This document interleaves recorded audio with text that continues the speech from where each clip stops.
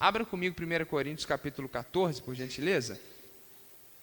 Nós leremos a partir do primeiro versículo. Sigam o caminho do amor e busquem com dedicação os dons espirituais, principalmente o de profecia.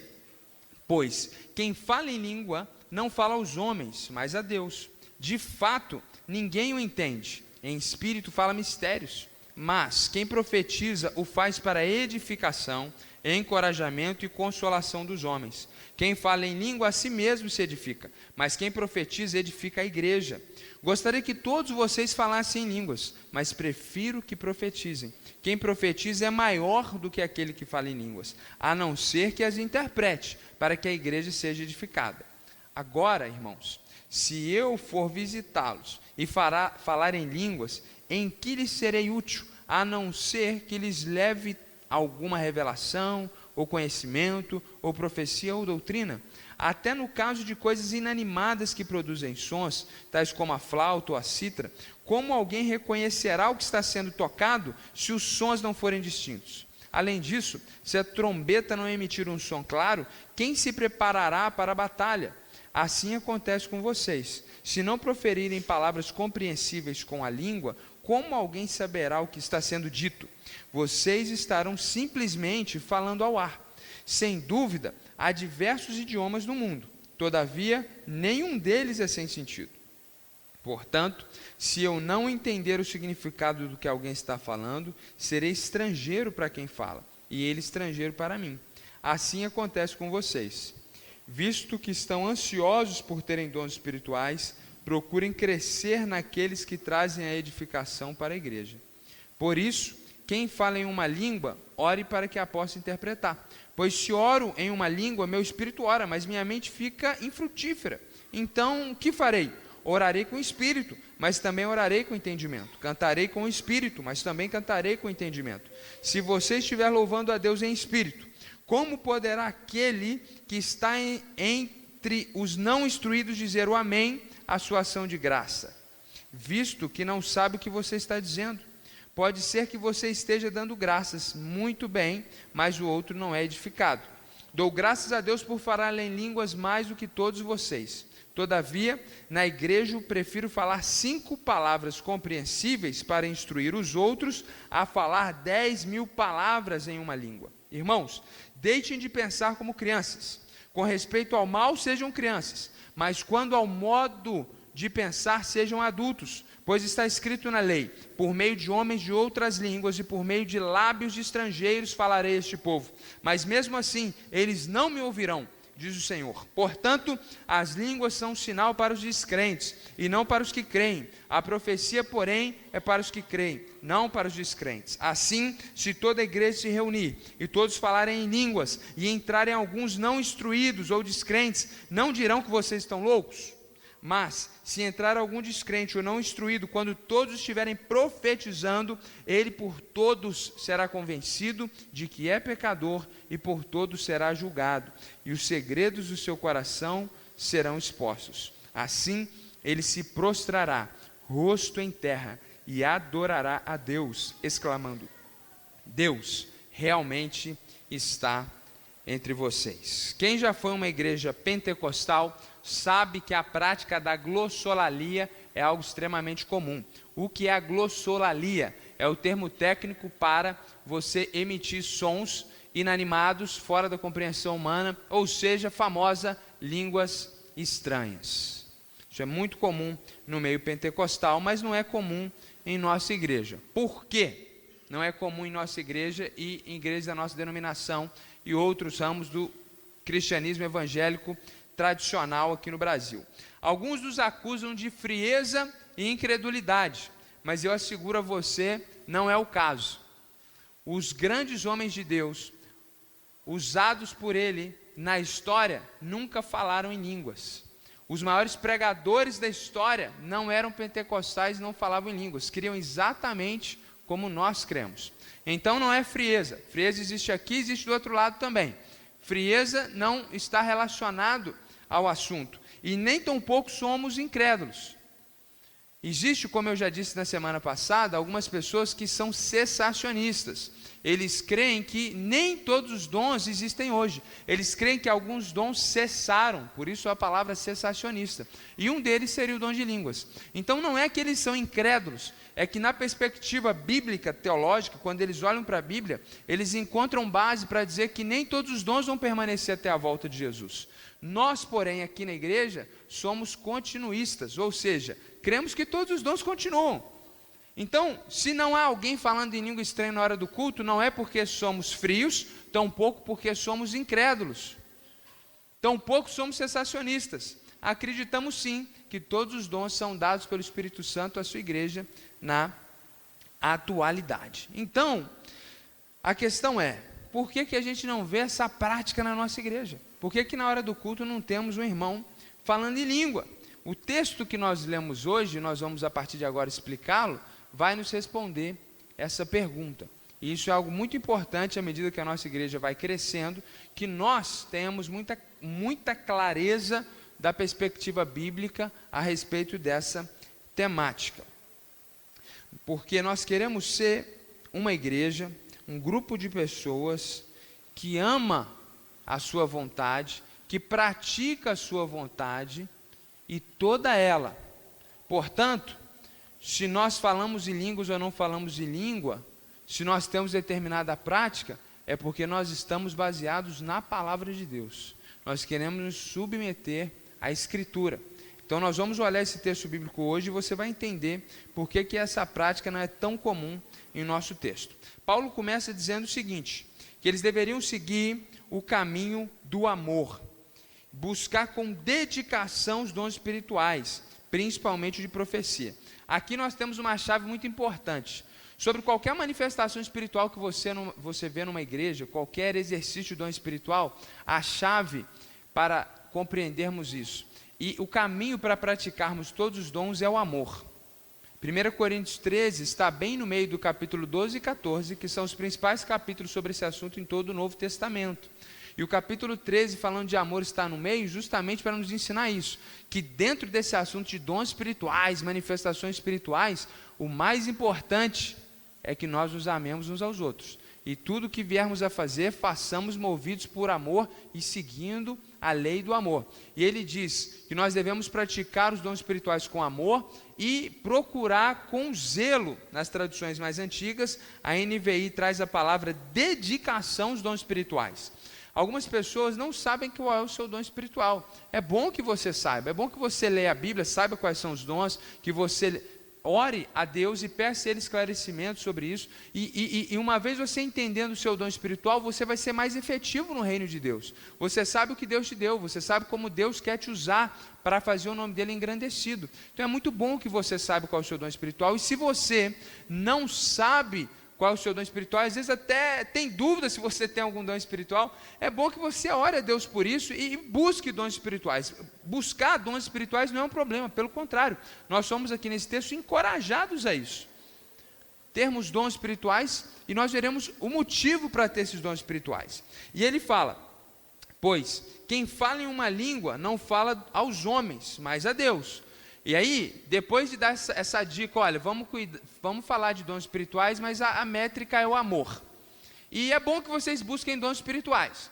Então agora ele vai começar a falar do dom de línguas e vai fazer um paralelo com outro dom, que é o dom de profecia. Então a partir de agora ele vai falar do dom de línguas, falar do dom de profecia, dom de línguas. Então ele começa, quem fala em língua não fala a homens, mas a Deus. Então o indivíduo está lá falando em línguas, ninguém está entendendo nada. Ele não está falando para homem. Ele está falando com Deus. De fato, ninguém o entende, mas em espírito ele está falando mistério. Aqui, nós temos, inclusive, uma aplicação muito importante, que é comum, às vezes, você ver um pregador, na hora da pregação, falar em línguas, como estivesse comunicando algo para nós. Bizarro, porque o texto é claro, quem está falando em línguas, ninguém entende, está falando mistério. Então eu não posso me dirigir para uma congregação em línguas estranhas, porque eu não estou falando com ninguém, eu estou falando mistério com Deus. Então o uso desse dom na pregação é equívoco bíblico, além de bizarrice. O texto continua: mas quem profetiza o faz para edificação, encorajamento e consolação dos homens.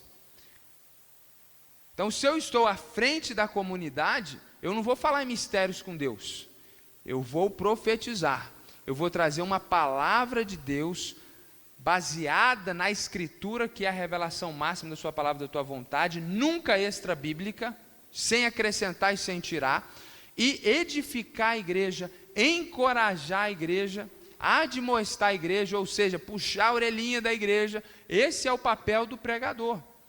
Porque o que fala em línguas, fala em mistério, só ele Deus, mas quem profetiza edifica todo mundo. Quem fala em língua, ele vai dizer isso, assim mesmo se edifica, mas quem profetiza edifica a igreja. Então falar em línguas é bom para você, para mais ninguém. Profetizar é bom para todo mundo, porque todo mundo é edificado. Versículo 5: gostaria que todos vocês falassem línguas, mas prefiro que vocês profetizem. Quem profetiza é maior do que aquele que fala em línguas, a não ser que as interprete, para que a igreja seja edificada. Então aqui é um princípio muito interessante. Há uma ênfase muito forte em alguns cenários evangélicos brasileiros no dom de línguas, mas o texto fala: quem profetiza é maior do que quem fala em línguas. E o texto fala no versículo 1 que a gente deve buscar o dom buscar os dons espirituais. Então, se você vai buscar os dons espirituais, por que você vai buscar o menor? Se você pode ter o melhor, porque a ênfase naquilo que é menor. Por que nós não enfatizamos a profecia que traz edificação para as pessoas? E aí ele fala: olha, a não ser que quem estiver falando em línguas também as interprete. Então o indivíduo falou em línguas, ele mesmo recebeu o dom da interpretação, ele interpretou o que ele falou. Você que ouviu foi edificado. Aí deixou de ser bizarro, passou a ter sentido. Então, se o indivíduo fala em línguas e em seguida ele interpreta o que ele falou, tem sentido e não é bizarro. É correto e coerente com a Escritura. Não está falando mistério somente com Deus, agora ele interpretou o que foi falado. Agora, irmãos, se eu for visitar vocês e falar em línguas, em que eu lhe serei útil? A não ser que lhe leve alguma revelação, ou conhecimento, ou profecia, ou doutrina. Ou seja, se eu chegar para fazer uma visita, o apóstolo Paulo está fazendo na igreja de vocês, chegar lá e ficar falando em língua o culto inteiro, qual o motivo da visita? Em que vocês vão ser edificados? Não é melhor se eu chegar ali e trazer uma revelação, um conhecimento, uma profecia, uma doutrina, ou seja, qualquer outro dom, qualquer outra contribuição que seja inteligível, que vocês possam compreender, e não simplesmente ficar ali falando em línguas e ninguém entender coisa nenhuma. Até no caso das coisas inanimadas que produzem sons, e aí ele vai usar essa metáfora: você pegar um violão e ficar tocando, ou melhor, batendo nas cordas, não é música, tem ordem, tem matemática, é música, não é barulho. Até para trocar uma trombeta, se você tocar uma trombeta de uma forma, ninguém entende o significado, mas se você tocar a trombeta de determinada forma, os homens sabem que está vindo um exército inimigo e é a hora da batalha. Ele vai falar disso. Dentro daquele contexto cultural, eles sabiam que determinado toque da trombeta, verso 8, era uma invasão inimiga iminente. Versículo 9: assim acontece com vocês, se vocês não proferirem palavras compreensíveis com a língua, como que alguém saberá o que está sendo dito? Vocês estarão simplesmente falando ao ar. Versículo 12: assim acontece com vocês, como aquela pessoa que toca instrumento sem sentido. Os coríntios estavam ali, falando em língua, sem interpretação, ninguém estava sendo edificado. Visto que estão ansiosos por terem dons espirituais, procurem crescer naqueles que trazem a edificação para a igreja. Por isso, versículo 13, quem fala em uma língua, ore para que possa interpretar. Então, se você tem o dom de falar em outras línguas, ou você ora sozinho no seu quarto, na sua casa, em mistério você fala com Deus e tem a sua edificação pessoal, ou em um contexto público, ore para que Deus também te dê o dom de interpretação. Se não, fique calado no contexto público.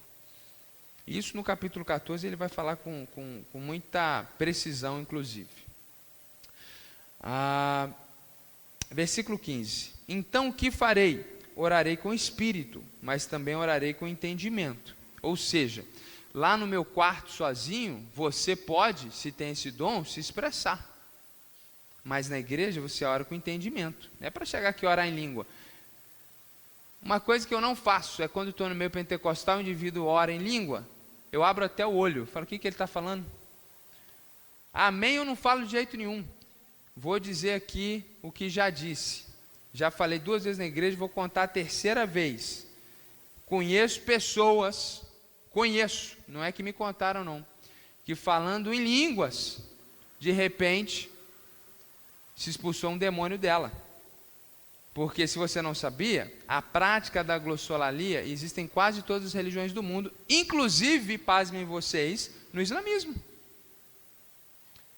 Então nós sabemos que a glossolalia ela pode ter uma origem no Espírito do Senhor, nós sabemos que ela pode ter origem em espíritos demoníacos, e ela também pode ter origem na psique humana.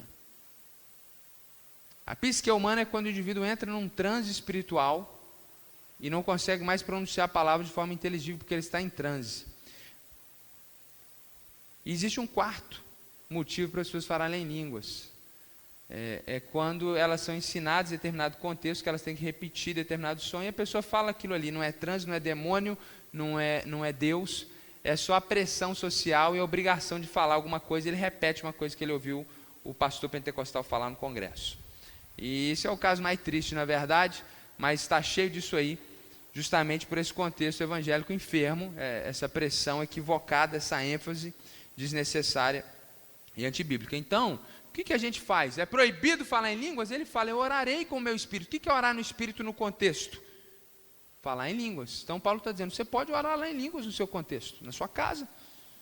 Agora, eu também vou orar com entendimento, no culto público. Cantarei com espírito, mas cantarei com entendimento. Esse movimento aí, é difícil colocar em palavras teológicas aí, pastor, mas esse movimento de adoração que a gente tem essa ideia, né, de cantar no espírito e tal. Está escrito aqui, canta no espírito na sua casa. Na hora de gravar o CD, canta com entendimento. Está errado. Está escrito na palavra, gente, pelo amor de Deus. Se você estiver louvando a Deus em espírito, como poderá aquele que está entre os não instruídos dizer o amém à sua ação de graças, visto que não sabe o que você está dizendo? Então, uma dica para você, quando alguém for orar por você, orar em línguas, não diz amém. Nem fica dando amém para aquilo que você não compreende. Não sabe se a pessoa está amaldiçoando você em outra língua. Seja sábio. Paulo está falando aqui, como é que a pessoa vai dizer amém? Quer dizer, não tem jeito de dizer amém. Pode ser que você esteja dando graças muito bem, mas o outro não é edificado. E o contexto da igreja não é o seu relacionamento com Deus, é o nosso relacionamento com Deus. Lá na sua casa é você e Deus. Aqui somos nós com Deus. Aqui é o momento de a gente edificar uns aos outros, é o momento de nós crescermos juntos. Versículo 18. Dou graças a Deus por falar em línguas mais do que todos vocês. Então aqui a gente não sabe se Paulo realmente ele está falando de uma experiência pentecostal, se ele tinha esse dom também, ou se ele está falando de idiomas conhecidos, porque certamente Paulo, como um rabino, alguém que estudou na escola de Gamaliel, que era a principal escola da religião judaica, ele conhecia o hebraico bíblico. E por ser judeu, a língua falada entre a etnia não era mais o hebraico bíblico, era o aramaico, por causa de quem estava na EBD, da dominação assíria e babilônica. Tem tudo a ver com o que a gente estudou hoje de manhã. Bom, então ele falava 2 línguas inicialmente, e certamente falava o grego, que era, aí sim, a língua franca, era a língua do mundo daquela época, era a língua que todo mundo falava, e ele nasceu inclusive na Cilícia. Certamente ele falava o grego. E por ser cidadão romano, provável também que conhecia o latim. Então é muito provável que Paulo fosse um poliglota, falasse 4 idiomas. Então aqui os intérpretes se divergem, mas não é determinante para a compreensão do texto. Todavia, na igreja, prefiro falar 5 palavras compreensíveis para instruir os outros, a falar 10.000 palavras em línguas estranhas. O texto está falando em língua estranha, em uma língua que seja incompreensível, eu que já estou aplicando aqui para você. Irmãos, versículo 20, deixem de pensar como crianças, Com respeito ao mal, sejam crianças, mas quanto ao modo de pensar, sejam adultos. Criança é assim: pai, eu estou com fome. Eu já sei que eu vou ter problema. Quando a minha filha fala que está com fome, ela está com fome mesmo. E ela não tem controle sobre a fome dela. Ela sobe, ela escala em cima de mim. O meu filho mais novo me morde, tira sangue. Ele está com fome. Então alguns crentes são assim. Ele vem para a comunidade de fé e ele tem aquela espiritualidade extravagante, infantil. Deus, eu estou com fome. Ele quer rodar, ele quer fazer barulho igual uma criancinha. Ele não leva em consideração o contexto. A minha filha não sabe que escalar em cima de mim não é legal. Daqui a pouquinho ela vai entender isso. Meu filho não sabe que morder é uma tendência animalesca e que seres civilizados não fazem isso. Ele vai entender daqui a pouquinho. E alguns crentes precisam entender isso, que o culto público não é me dá, eu quero, e você dá show. É um culto público. Aqui não é um bando de bebezinho, somos adultos.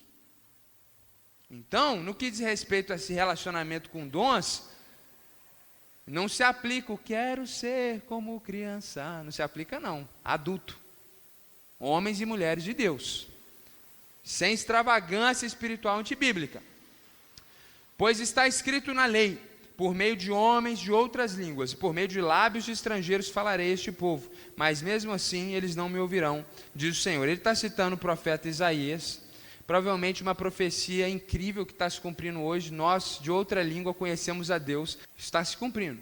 Aí Paulo cita essa profecia para trazer um princípio que não é exatamente isso.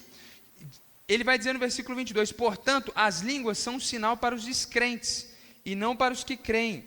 A profecia, porém, é para os que creem e não para os descrentes. O que ele está tendo em vista aqui é o seguinte: lá no dia de Pentecostes, o que aconteceu? Veio um vento impetuoso, um vento invadiu a casa, janela fechada, começou a ventar muito, e veio uma língua, formato de língua, mas era de fogo, e ficou em cima de cada um dos apóstolos. Os caras começaram a glorificar a Deus, Senhor, aleluia, Senhor, louvado seja o teu nome, e de repente, talvez Pedro, André, em vez de falar, louvado seja o Senhor, ele falou, Yarab, Ernahon, Gudanak, ele começou a falar em árabe. Eles não começaram a falar língua de anjo, nem de capeta, nem estranha. Eles começaram a falar idiomas. Como que você sabe, pastor, que era idiomas? Porque o texto bíblico diz que o negócio foi tão extraordinário que os caras foram para fora da casa, cheio de Deus. É um negócio incrível. Tem uma coisa meio pentecostal ali sim, né? Não é tão batista, né? Vamos agora em fila ali para... Não, é um negócio sobrenatural. Você imagina, você está na casa fechada, começa a ventar, você está, olha ali, pum, um negócio de fogo na cabeça do pastor, e o povo foi para fora, e eles louvando a Deus em línguas diferentes. Aí tinha um cara lá, árabe, falou, rapaz, esse cara é judeu, mas ele está falando em árabe. Aí tinha um cara lá da Capadócia, ele está falando a minha língua. Tinha um grego, rapaz, o cara está falando pater, ele está falando grego, o que é isso? Aí chegou os incrédulos, e tu tomou cachaça? O que é isso? Está tudo bêbado lá, fazendo que show é esse? Os caras foram chegando, o que está acontecendo? Foi um momento de frenesi espiritual ali, foi uma coisa diferenciada, um negócio único na história. Naquele dia, Pedro falou, gente, eu vou falar aqui, tá, chega de língua, eu não sei qual idioma, nem eu estou falando, deixa, vou falar para vocês aqui na língua inteligível. Nós não tomamos cachaça não, gente. Isso aqui é o que o profeta Joel profetizou. E aí ele pregou um sermão expositivo, igual a gente prega aqui. Milhares de pessoas se converteram naquele dia e foram batizadas. É isso que Paulo está falando. A língua é um sinal para os que não creem. Vou te dar um exemplo claro, mais claro para você entender. Eu falei isso aqui semana passada, vou repetir. Conheço uma missionária que estava numa tribo indígena, falando de Cristo, das maravilhas do Senhor, para uma mulher indígena que não falava português. Ela falava, se não me engano, até em espanhol, e a tradutora traduzia do espanhol para a língua local. A senhora estava ouvindo, e no meio da conversa, do diálogo, ela disse, não precisa traduzir mais, porque ela está falando o meu idioma. A missionária falava português, espanhol, não me lembro agora, a indígena entendia no idioma dela. E aí, então, ela disse, mas eu não sei o seu idioma. Aquela indígena ficou maravilhada com aquele sobrenatural e creu no Senhor Jesus. Existem vários relatos sobre isso que acontecem no mundo hoje. Então, você imagina Eu conheço um outro relato também, de um homem que chegou em um determinado local, eu disse isso também aqui na semana passada, se não me engano era um japonês, e ouviu alguém louvando a Deus na língua do seu coração, em japonês. E aí quando foi abordar, aquele homem nunca tinha estudado japonês, não sabia. Então é um sinal para o incrédulo, é um ato sobrenatural. Você imagina isso? Você chegar num povo não alcançado, como existem centenas ainda hoje. Línguas, irmãos, que não tem escrita, são só faladas. Que para um trabalhador transcultural, um discípulo de Jesus aprender para poder falar de Cristo, ele tem um exercício incrível. Imagina você chega naquele local e por um ato sobrenatural de Deus, você começa a falar aquele idioma. Aquelas pessoas vão reconhecer que aquele é um ato de Deus. Então é um sinal, é isso que Paulo está falando, que aconteceu em Atos, que acontece hoje. As línguas, esse sobrenatural serve para isso. Agora, a profecia é para os que creem. Então o objetivo desse sobrenatural, da glossolalia, da língua, é para fazer esses atos sobrenaturais para a conversão de pessoas. Enquanto nós da igreja devemos valorizar não esse extraordinário, mas o extraordinário de Deus que se manifesta na língua que você compreende, e não ficar buscando falar uma língua que ninguém aqui fala. É isso que ele está falando aqui. E no verso 23 ele prossegue, assim, se toda a igreja se reunir, aqui parece que ele chegou aqui no Brasil, é incrível, parece que ele está tendo uma visão, e ele está vendo a igreja brasileira. Assim, se toda a igreja se reunir, e todos falarem línguas, e entrarem alguns não instruídos ou descrentes, não dirão que vocês estão tudo louco? Não é isso que o povo fala, de determinadas igrejas? Povo doido, chega lá, o povo fica rodando, fica fazendo... É o que Paulo está falando aqui, gente. 2000 anos atrás ele já falou, não é para a gente fazer isso. Versículo 24, mas se entrar algum descrente ou não instruído, quando todos estiverem profetizando, ele será por todos convencido de que é pecador, e por todos será julgado. Será por todos julgado, não significa esse julgado no sentido negativo, é a ideia de que, se a pessoa chega aqui no culto, e o pastor está pregando uma palavra compreensível, e ali Deus vai convencer aquela pessoa. Quantas vezes a gente não chega no culto e fala, pô, parece que o pastor estava falando para mim. Isso é a profecia. Isso é a atuação de Deus, através da palavra. A palavra entra de uma forma única na sua vida. Parece que o pastor sabe o que aconteceu comigo essa semana. Isso é a profecia. E a pessoa fica ali se sentindo julgada, mas não por juízo humano, mas pelo próprio Deus. Ela, cara, tem alguma coisa acontecendo. E a pessoa se converte. É o que acontece. E ele fala, seria ótimo se depois que o pastor pregasse, na hora que você fosse cumprimentar o não cristão, você desse uma palavra de Deus também para ele, embutida de profecia, embutida de conhecimento de Deus, e o cara ficasse impactado, fala, gente, todo mundo fala comigo nessa igreja, é poderoso em palavras diante do Senhor. Isso gera mudança de vida, isso gera transformação. Agora, o indivíduo entra, está aquele frenesi de línguas estranhas, tem gente que foge, tem gente que corre, tem gente que se assusta, tem gente que nunca mais volta, tem gente que vai falar mal de igreja para o resto da existência dele, por causa dessas coisas. Versículo 25, e os segredos do seu coração serão expostos, assim ele se prostrará rosto em terra e adorará a Deus, exclamando, Deus realmente está entre vocês. Quando? Não quando o pessoal ficar falando em línguas, mas quando com palavras inteligíveis, no nosso idioma local, a gente ser instrumento de Deus para ensinar a palavra de Deus para as pessoas. Então, tudo isso que nós vimos aqui, nós aprendemos que, versículo 1, ele deixa claro, o caminho da atuação do dom espiritual precisa ser o amor. E nós aprendemos no capítulo 13 que amar é considerar o outro em primeiro lugar. Por isso que no versículo 12, ele vai dizer o seguinte para nós, assim acontece com vocês, visto que estão ansiosos por terem dons espirituais, procurem crescer naqueles que trazem a edificação para a igreja. Ou seja, quando o assunto é dom espiritual, queira ter um dom espiritual que vai trazer edificação para os outros. Os dons espirituais é para a edificação da igreja, para fazer o seu irmão crescer, e não para a sua satisfação pessoal. Deus dá dons à igreja para que a gente possa se edificar. Um tem uma palavra de sabedoria, o outro sabe liderar, o outro tem dom de curar, o outro tem o dom de mestre, o outro tem a profecia, e assim a gente vai se edificando uns aos outros, fazendo o nome de Jesus engrandecido no nosso meio e conhecido fora do nosso meio através dos dons espirituais. Ou seja, não tem um motivo egoísta, autocentrado, mas tem um motivo fraternal, altruísta, pensando no bem do seu irmão, pensando na edificação do seu próximo. Seja qual for o dom espiritual que você tem, o propósito dele é a edificação do outro. Está muito claro aqui no texto, no verso 12. Se você tem dom de liderança, não é para você se sobrepujar diante dos seus irmãos, não é para você se sentir melhor, se colocar e cumprir o seu desejo, mas é para você liderar pensando em edificar o outro.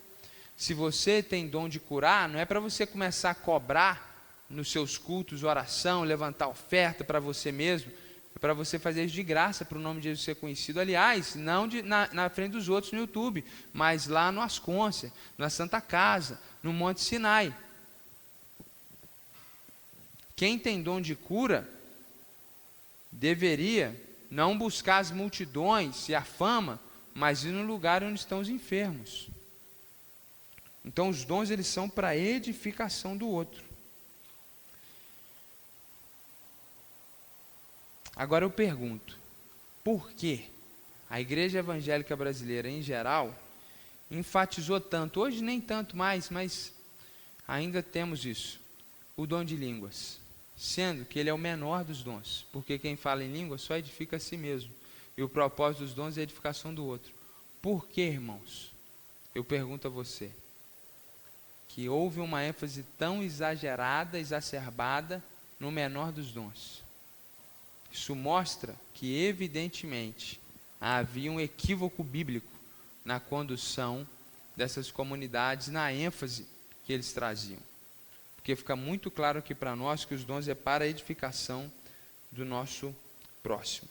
E caminhando para o final, a partir do verso 20, que nós já trabalhamos aqui, nós vamos perceber que Paulo começa a trazer uma preocupação com o não cristão que vem visitar o nosso momento de culto. A gente já lemos e explicamos, e agora eu quero que você reflita junto comigo aqui. A partir do verso 20 até o verso 25, Paulo está trabalhando isso. Se o não cristão chegar ao nosso meio e ver todo mundo falando língua, eles vão achar que vocês estão loucos.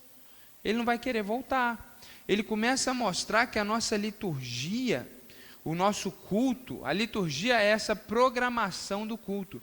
Ela precisa não só ser voltada para a edificação do meu irmão, mas ela também precisa ser missional. Ou seja, ela precisa pensar em quem é de fora. É por isso, irmãos, que o nosso culto não é 3 horas, como em algumas igrejas. Porque eu poderia ficar 3 horas orando e sairia feliz. Agora, se alguém visita uma igreja que o culto é 3 horas, certamente ela não vai voltar. Poucos voltam. Nós temos que pensar nos que são de fora. Inclusive, nós temos que pensar até na hora de cantar. Quais músicas estamos cantando? Algumas músicas, para quem não é cristão, não faz sentido nenhum.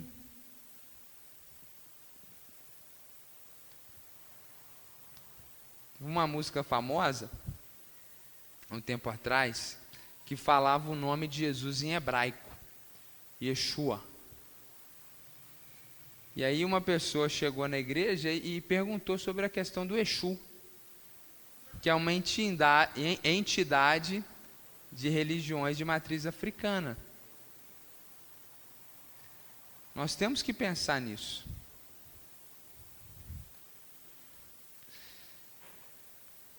Essas músicas são hermeticamente fechadas, evangélicas demais, a ponto de que uma pessoa comum não consegue compreender. Tinha uma igreja que era muito hermética nesse sentido linguístico, ou seja, usava muito desse vocabulário evangélico, por demasiado. Então ele não se referia aos homens e mulheres de Deus, mas eram servos de Deus. Ele não se referia a homens, se referia a varões, varoas. E um novo convertido naquela igreja, um dia conversando, falou: rapaz, eu estou orando aí para Deus me dar uma baroa. Como é que é o negócio? É uma baroa. Estou orando aí, eu estou solteira. Ele não entendeu o que era varoa. E ele falou da baroa de Deus. Porque o cara não... Irmãos, o que é varão? Pergunta aí uma pessoa qualquer o que é um varão. Ele vai pensar numa vara grande. Essa expressão se referindo ao homem, ao macho, é uma expressão do português arcaico, que o evangélico sabe o que é, porque lemos muitas vezes Bíblias com traduções mais antigas. E a tradução varão e varoa, ela não é ruim, porque quando a gente traduz macho e fêmea no português, faz mais sentido, mas no original, a palavra é varão e varoa, ou seja, é como se fosse macaco e macaca. Então, para preservar a beleza do texto original, que mostra que é a mesma origem, o mesmo sentido, como macaco e macaca, aí a Bíblia mais fiel ao original, ela põe varão e varoa. A Bíblia mais dinâmica, que está mais preocupada em você entender o contexto, vai falar de macho e fêmea, mas agora já não pode falar assim mais, então vai falar de homem e mulher, daqui a pouco eles vão mudar também. Então, o ponto é que nós temos que pensar nos de fora. Então Paulo está pensando, nós não podemos usar os nossos dons espirituais sem pensar em quem está fora. Irmãos, é muito bonito ver pessoas que têm dom de conhecimento. O dom de conhecimento bíblico não é o dom de mestre. O dom de mestre é a capacidade de ensinar as profundidades da doutrina bíblica de forma compreensível. O dom de conhecimento é o vulgo, no meio pentecostal, revelação. É quando alguém tem um entendimento, um conhecimento de algo que aconteceu na sua vida que ninguém sabe e que por meios naturais ela não poderia ter adquirido porque você não contou para ela, é algo íntimo seu. E a pessoa com esse dom recebe da parte de Deus esse esclarecimento, essa percepção, e às vezes o próprio Deus fala de uma forma muito compreensível, muito clara, audível, e a pessoa chega para alguém e fala. Em determinados contextos evangélicos isso se torna uma coisa mística, assustadora, tenebrosa, que te pressiona, que não edifica, mas que espanta, que assusta. Então nós temos que, em certa medida, nós não podemos negociar a palavra de Deus. Eu sei que a palavra de Deus nos confronta, e quando a palavra de Deus nos confronta, o que nós podemos fazer? Nada.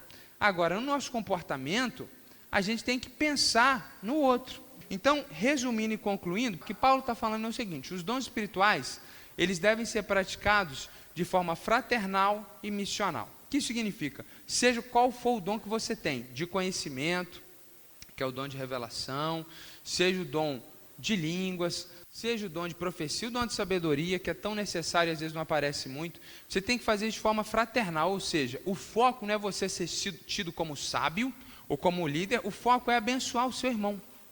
E de forma missional, ou seja, você deve usar esse dom de forma a não espantar o de fora. Eu já vi pessoas com dom de conhecimento e revelação que fazem isso de forma missional. Ele termina o culto, ele chama que mano, queria bater um papo contigo, ele começa a conversar e de repente ele fala ali o que Deus mostrou para ele, a pessoa fica impactada, transformada, restaurada, eles oram juntos, Deus é glorificado, ninguém ficou sabendo, ninguém ficou assustado, lindo, singelo, maravilhoso, sobrenatural, espiritual. Então a gente tem que fazer as coisas de forma missional, de forma fraternal, buscando a edificação do outro e pensando no quem é de fora, e não simplesmente como meninos extravagantes pensando na gente. Voltando no início da pregação, por que você não vai ver aqui na nossa igreja gente pulando, chorando no chão, desesperado, falando em línguas? Por causa desse texto que nós estamos trabalhando aqui. Lá no meu quarto, irmãos, eu choro, eu grito, eu deito no chão, verdade purinha. Eu sou extremamente emotivo no meu relacionamento com Deus. Agora, aqui, se no meio da oração começa a rolar nesse tablado aqui, você mesmo vai deixar de ser membro da igreja. Imagina o que não é da igreja, nunca mais volta.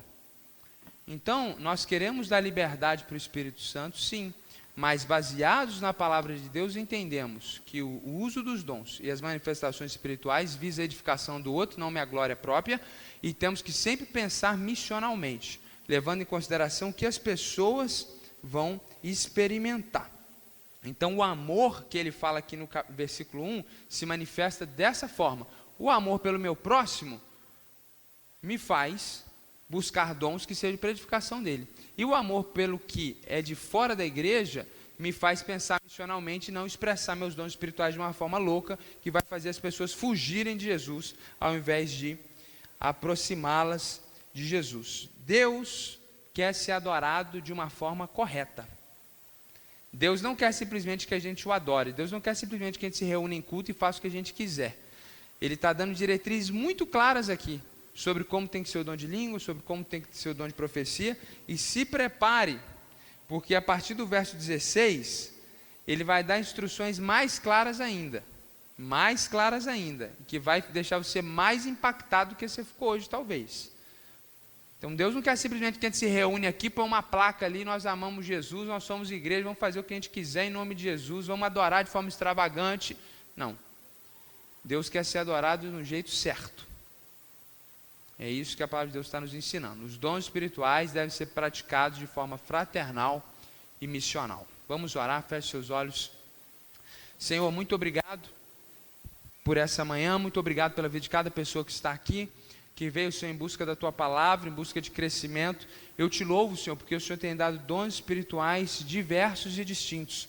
Inclusive te louvo, Senhor, se alguém aqui recebeu do Senhor o dom de falar em outros idiomas, nós não menosprezamos, Senhor, nenhum dom do Teu Espírito. Nós te glorificamos por isso, Senhor. A nossa ênfase e a ênfase da Tua palavra, Senhor, ainda que muitas vezes descontraindo num assunto tão sensível, é, Senhor, fazer com que nós possamos, como igreja, crescer no uso correto dos dons, pensando na edificação do nosso próximo e, Senhor, pensando naquelas pessoas que ainda não entendem o Teu agir sobrenatural, que vão estar no nosso meio, Senhor. Que cada um aqui possa usar os Teus dons para a Tua glória, buscando a edificação do seu irmão, buscando, Senhor, abençoar aquele que ainda não te conhece, fazer o seu nome conhecido, e em nome de Jesus, que possamos crescer como igreja de forma saudável, repleta, buscando a Tua glória, com todos os dons espirituais. Queremos, Senhor, ter em nosso meio pessoas com todos os dons espirituais, que assim o seu nome vai ser mais glorificado no nosso meio, Senhor. Nós estamos abertos para tudo que o Senhor quer fazer, tudo que o Senhor pode nos dar. Nós queremos ser igreja de forma plena, Senhor, mas seguindo a Tua palavra, que essa é a Tua vontade. Em nome de Jesus que nós oramos. Amém.